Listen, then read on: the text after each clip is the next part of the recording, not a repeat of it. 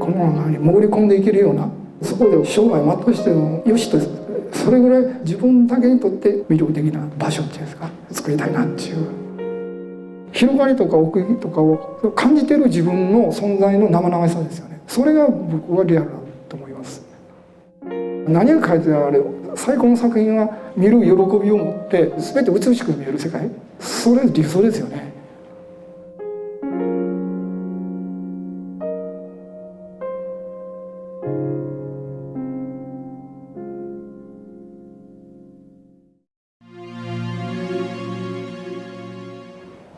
今現在も僕の生活の中心には絵を描くことを軸にして日々生きてるわけですけども、途中何度かスランプですか、どうしても描けないっていうのはうまく描けないから、上手に描けないからということじゃなくて、どうしようもなくこう暗い気持ちっていうんですか、病気になったり家庭のさまざまな事情とか書き続けるっていうことに自信を持てないっていう時期が何度かありました。そういう時に過去の好きな作家の画集見てみる、そして見る喜びを持って感じることができたら、おそらく僕はもう一度画面の前に立てるだろう。その時に僕が向き合って確認できた絵っていうのは、皆さんご承知のモナリザですよね。この絵の隅々まで僕の視点が動かすことができる。服のこのひだですよね。それが向かって左側の S 字カーブの道につながって、そして髪の毛を伝ってちょうどダムの断崖の上の湖のような、そこから一気に下に降りて今度は橋を渡ってまた降りてくるっていう、まるで自分の視線が巡るように自分が見たいと思うところを見れるっていう喜びですよね。それはあらかじめそういう空間が用意されてるっていうよりも、そういう前に視点を動かすことによって心が解き放たれていくっていう、それが一つの空間を体験してるとしか言いようのない体験。今の自分の置かれている現実から離れて、一時枠の中、このフレームの中で開放感、そういうものを味わうことができた。この喜びを自分の自らがまた自分の作品を通して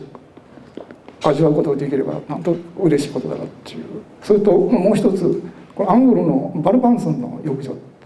もし奥の暗がりを見るのに背中が邪魔になってたら、座っているこの浴場の背中っていうのはただの肉の塊にしか過ぎない。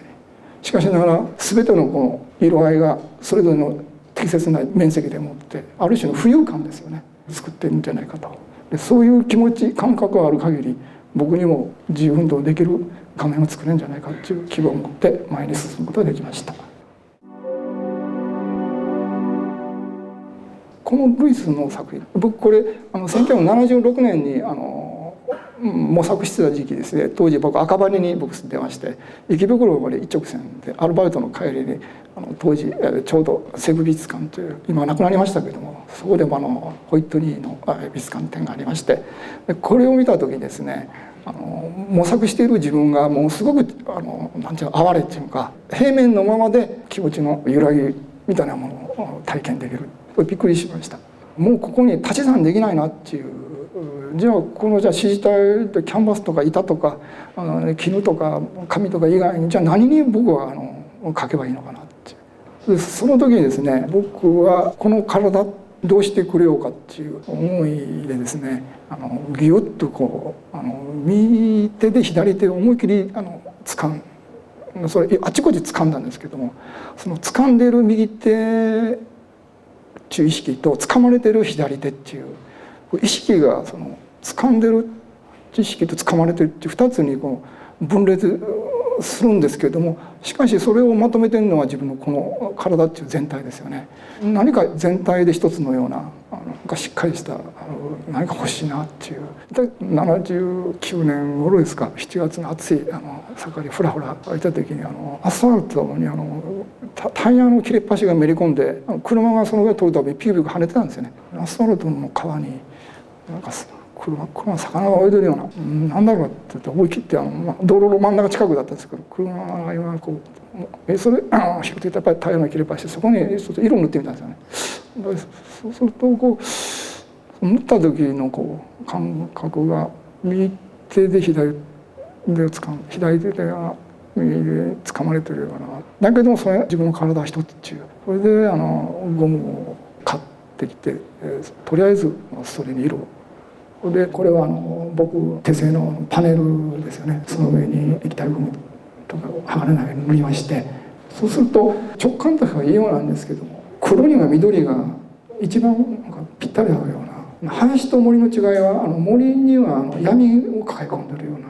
林にはさんさんと木漏れ日が地面に降りてくるような、そうするとこれはなんだかちょっと森に近いなっていう、これを何としてでも色の力でこの中に潜り込んでいけるような、そこで思いにくつろげるような、できればそこでこうもう生涯全うしてもよしと、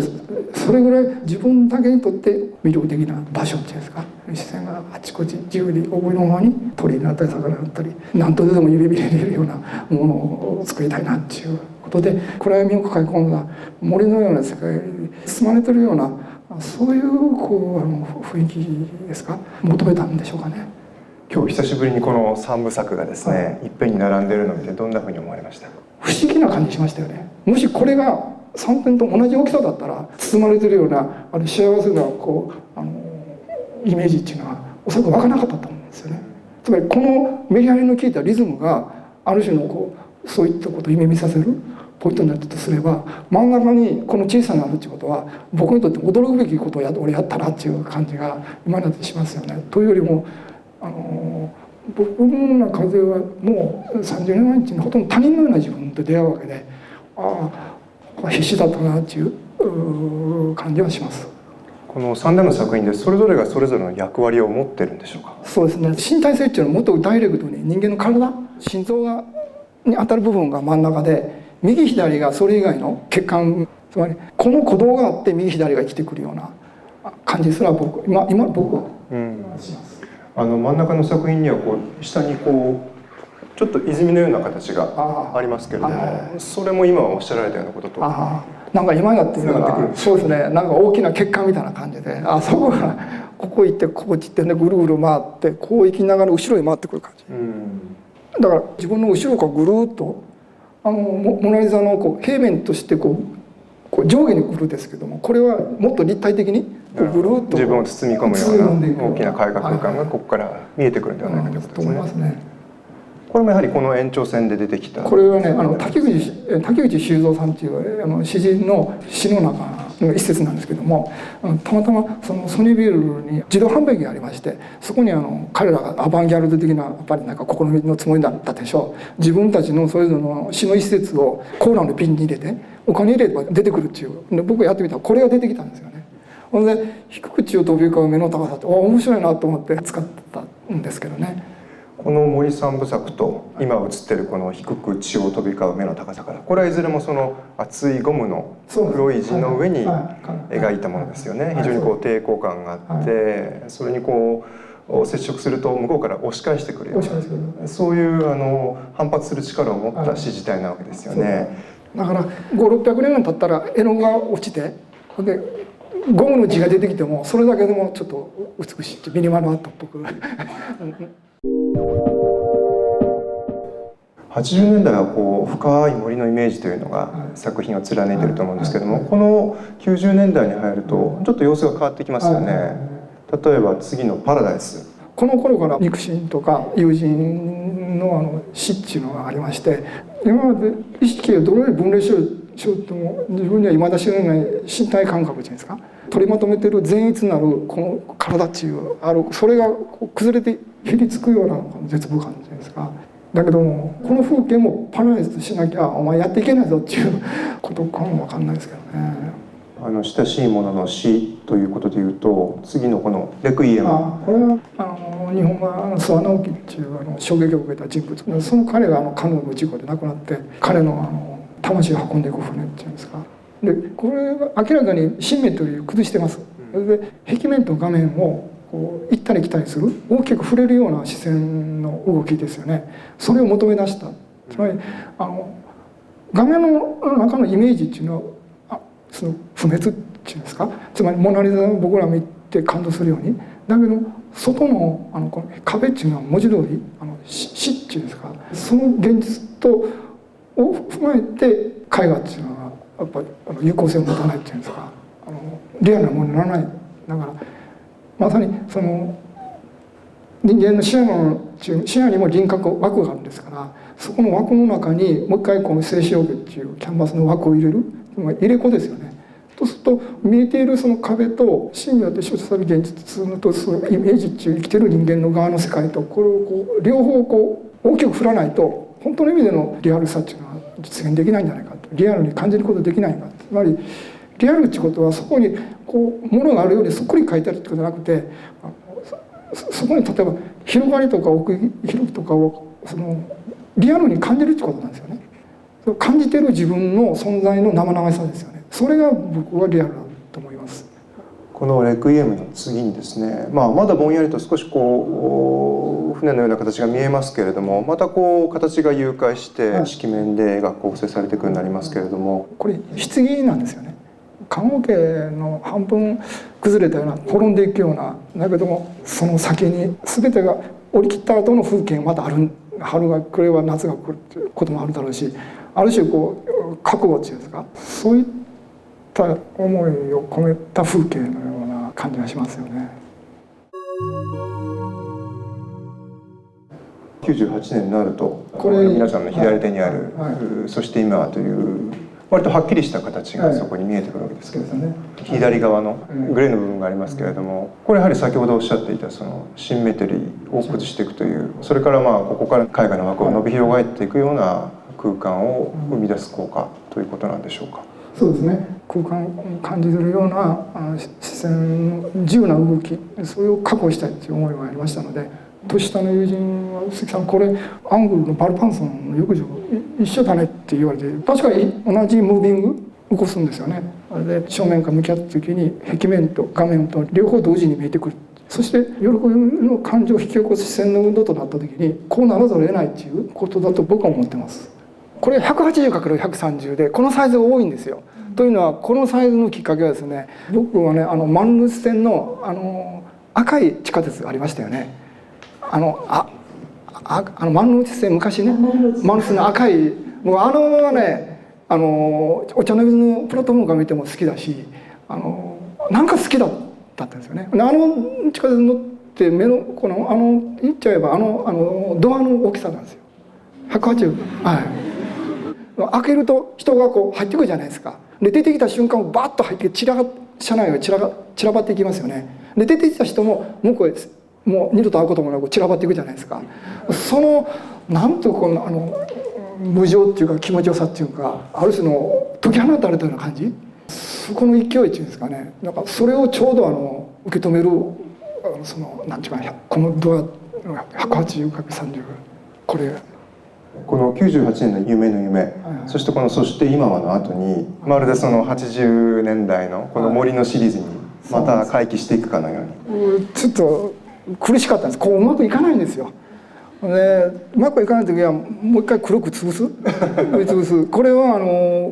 キャンバス裏にひっくり返して下塗りをした上にエメラルドグリーンは5種類あるんですよね。グリーンっていうのは色がくすんでいくんですけれども、だからエメラルドグリーンっていうのは不思議な色で若干暗いと明るいとかっていう、それを使ってやってみたんですよね。緑一色に戻った時期が1年ぐらいあって、そして翌年、これもびっくりする展開なんですけれども、まさにその絵画空間というタイトルが付けられた作品が登場してきますよね。人間の視野っていうのは厳密に言えば逆楕円形なんですけども、まぶたを開けてそのスクリーンである視野に入り込んできた静止形っていう形と逆楕円形っていう輪郭を持っている人間のまぶたを開いた視野との間の、それをもっとこう自由に壁か画面かどっちとも言い難いような、そういう気持ちで描いたらこうなったとしか言いようがないんですけどね。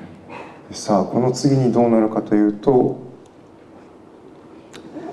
こういう黒い帯が出てくるんですよね。ニューヨークのポイキセンタービルが崩壊遭遇しまして、だけども崩れていくように見えるし、またこう成長していくように見える、その瞬間を抱え込んでいる空間みたいな、崩壊の後の再生、あるいはこれからもう一回それを目指して壊れていくのか、それを見る人の気持ち次第でどのようにでも解釈できるっていうことですね。これが去年発表されたものですけれども、最新作ですね。でここでまたちょっと特徴的なのはこの何ていうんですかね、非常に軽やかな筆色が絵の中に出てきていて、こうずっとこう厚く塗り込めていくようなこれまでのスタイルとはまた違う鈴木さんの一面というのが出てきてますけれども。僕ね、いつもガロのオーナー、小林さんっていうかね、叱られるんですけども僕は古典を元々作品に手を入れちゃうんですよね。つまり視野の輪郭と画面の形の間の壁っていうのはすごく僕にとって重要で、背景である字に対して前景は図であるっていう言い方しますよね。で壁に描いた時に今度は壁面が字になって、何が書いてあるのかとにかくポンとそこに平らな正四角形のキャンバスかかっていくこと自体が図になっちゃうとすると、何が書いてある最高の作品は何でしょう、どうでしょう、見ているものが自分が見ることで全て美しく見える世界、それ理想ですよね。僕は見た時ある種の喜びとか希望を持って画面に向き合わなければ絵として完成してると僕は思ってないもので、絵画ならではの革新本質みたいなものを浮き上がらせて、で僕らは描く対象、つまり静止欲っていうフレームがあるからエッジを越えて溢れていくような、乗り越えていくようなリズム感っていうものがすごく必要となる。だから身の回り見れば静止欲だらけですよ。もし宇宙人が見たら、人間の特徴をやたらシンプルに静止欲っていう形をやたら散りばめて好む生き物だっていうように、一つの特徴として言うかもわかりませんね。その四角い枠の中に、それは制約ではあるんだけれども、その中に限りない自由があるということですね。だからこそスケールっていうすごく大事っていう、サイズじゃなくてスケールっていう、そういう心ですよね。それ喜びだし、それエロスだし、一つの希望ですよね。励ましですよね。それを信じて僕はスランプの時にはそれを感じ取る力があったらアウトだ。事実っていうのは器用不器用の差があっても続ければなんとかなるんですよ。だから問題を感じる、つまり胸で言うから羅針盤ですよね。操縦席ですよ。それがなかったらもうアウトですよね。